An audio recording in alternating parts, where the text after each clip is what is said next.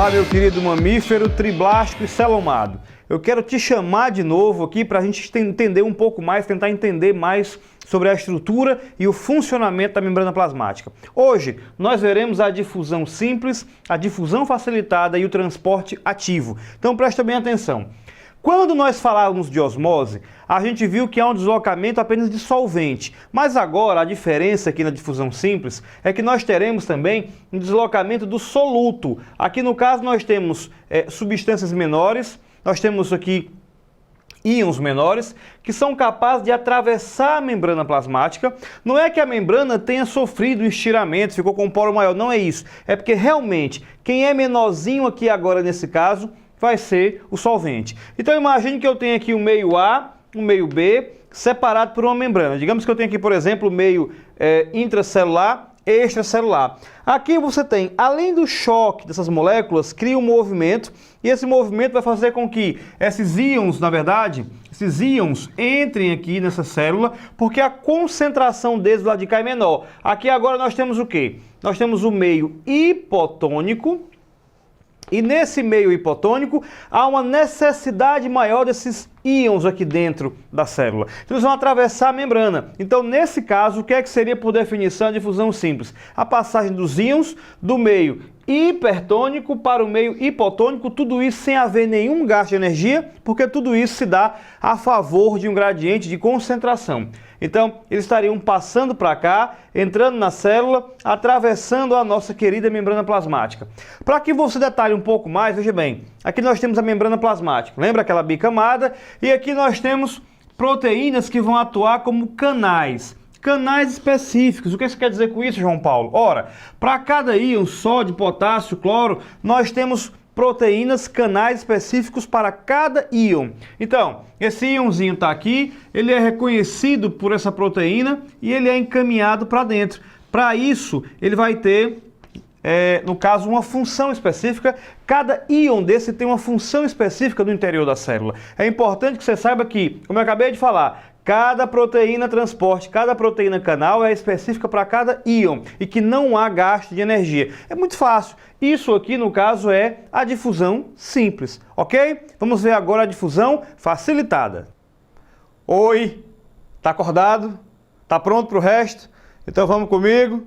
Vem cá, olha só. Nós temos agora que estudar o transporte através da membrana, só que nós temos a difusão facilitada. Isso quer dizer o quê? Que não é mais a difusão simples, é a difusão facilitada, para que você entenda que aqui rola um processozinho um pouco diferente. A molécula que vai entrar aqui agora na célula, normalmente não entraria nessa célula, mas ela tem um facilitador de membrana, ela tem uma proteína que vai fazer isso. E um bom exemplo para que você entenda é o transporte de glicose. A glicose é uma molécula grande e que para entrar em algumas células ela vai precisar de quê? De uma estrutura de uma proteína receptora, que é essa proteína que está aqui.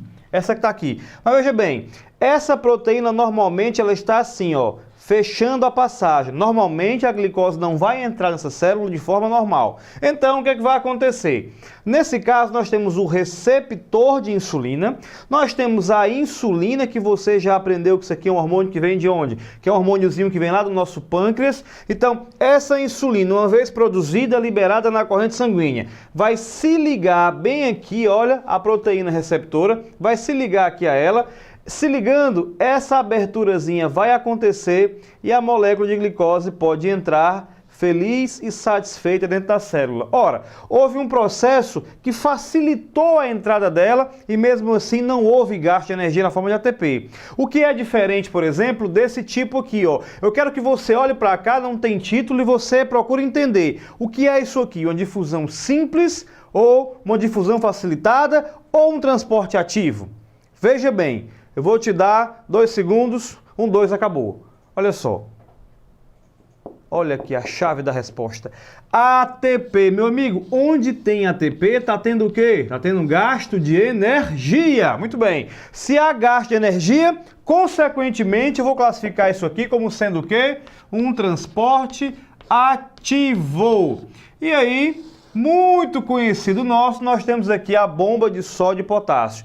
Quando uma célula faz esse mecanismo, ela gasta ATP, ela está bombeando aqui o potássio para dentro da célula, potássio esse que é muito importante para os mecanismos da célula, por exemplo, a síntese proteica, a divisão celular, e ela está jogando para fora para contrabalancear, está jogando sódio para fora. Então, quando fala esse processo chamado de bomba de sódio e potássio, ela joga um íon para dentro e ela joga outros íons para fora para ter um equilíbrio iônico. Porque se ela ficasse bombeando tudo para dentro, ela iria o quê? Ter um problema osmótico. Com muitos sais, ela puxaria muito água para dentro da célula e ela ia, explodir, mais uma vez, como a gente já viu aqui anteriormente. E eu quero te dar um exemplo prático. Olha só, presta atenção. Aqui nós temos o neurônio, que é um perfeito exemplo do que a gente está explicando aqui agora. Um perfeito exemplo do transporte ativo.